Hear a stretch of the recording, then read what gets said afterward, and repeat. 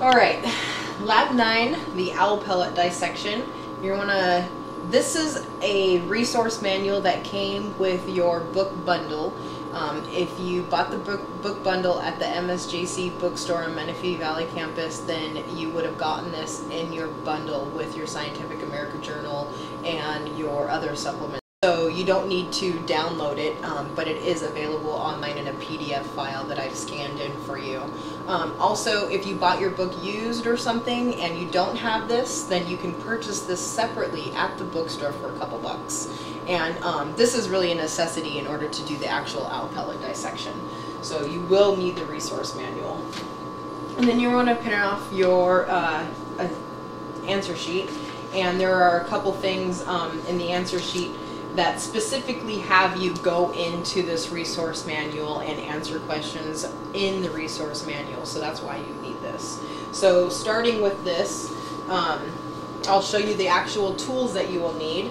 I first start with a pair of gloves, and you can buy them at this is one of the grocery store items that you're going to want to purchase, some disposable gloves.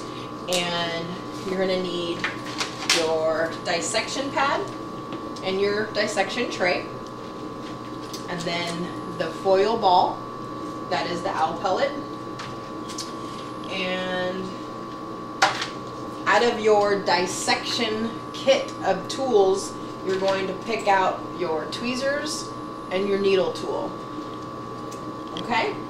And you're going to want to take these, and basically you're going to want to take and put the foil ball on your dissection tray, and I try and take it actually all the way out, like all the foil ball needs to come over and sit on the dissection pad.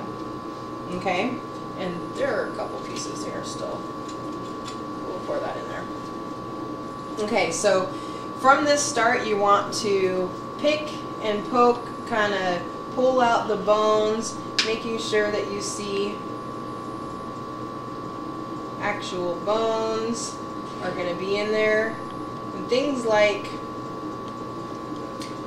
this that you can see have specifically little tiny teeth on them. You're going to want to pull those things out of your owl pellet, and that's because the little tiny teeth will help you determine what kind of species your owl pellet ate.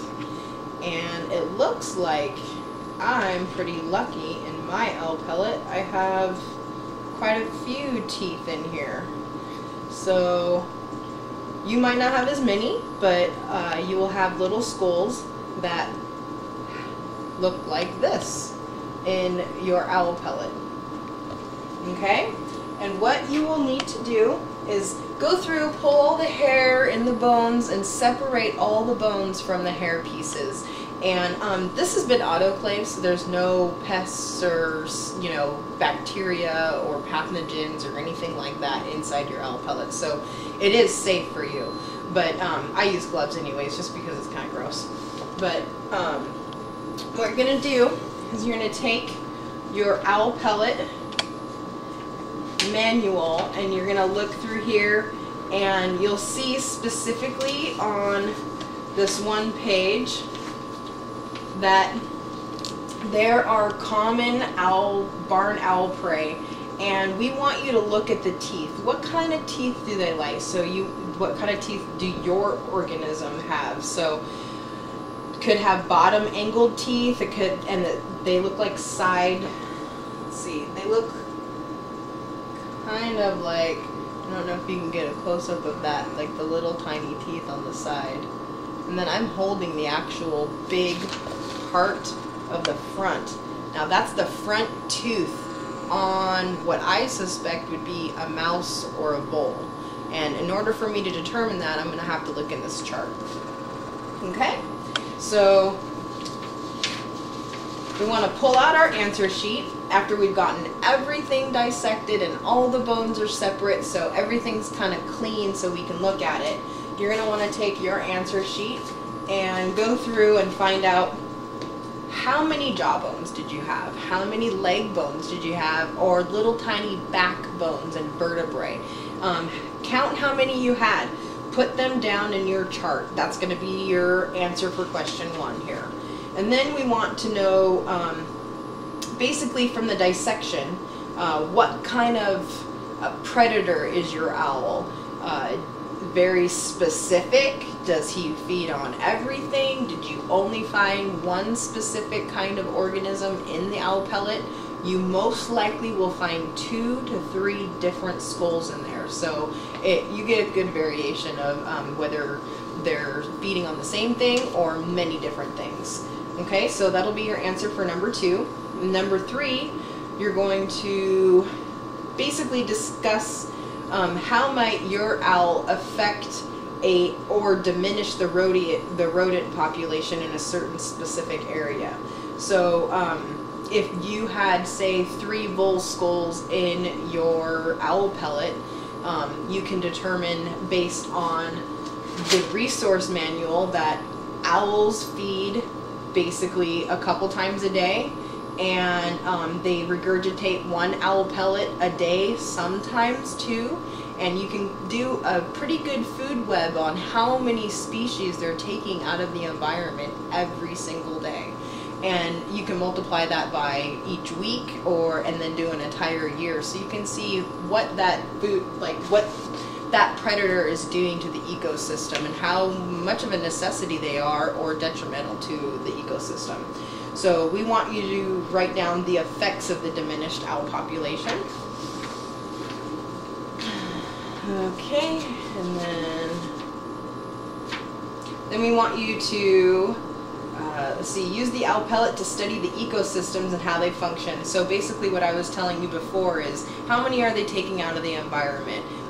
Over a year, how much is this going to impact the environment? And you're going to want to write out those calculations and write down how you feel it will impact it. Then you're going to want to estimate the number of each of the prey items identified in the owl pellet would consume if he or she consumed exactly what was found in your owl pellet every day for an entire year. And what can be said about the roles owls play in rodent population control. Okay, so answer those questions the best you can, and they pretty much come right out of this resource guide. It's very simple. And then for question 6, we have multiple questions for you to answer, and it's inside your owl pellet packet, and the page looks like this. Well, not exactly like this because mine had some handwriting on it, but yours looks for the most part like this. And what you're going to want to do is each one of these, there are 11 questions. We only want you to answer 1 through 9. I wrote them out specifically in your lab, so each question is written out specifically for you.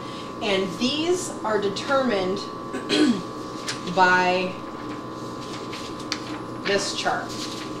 So to answer those questions, you would look at the barn owl diets in the United States and Canada, and this will give you kind of an overview of what they're eating, where they're eating it, and how many they're eating. So it'll help you determine all these questions. Like we have a couple calculations for you to do and kind of hypothesize.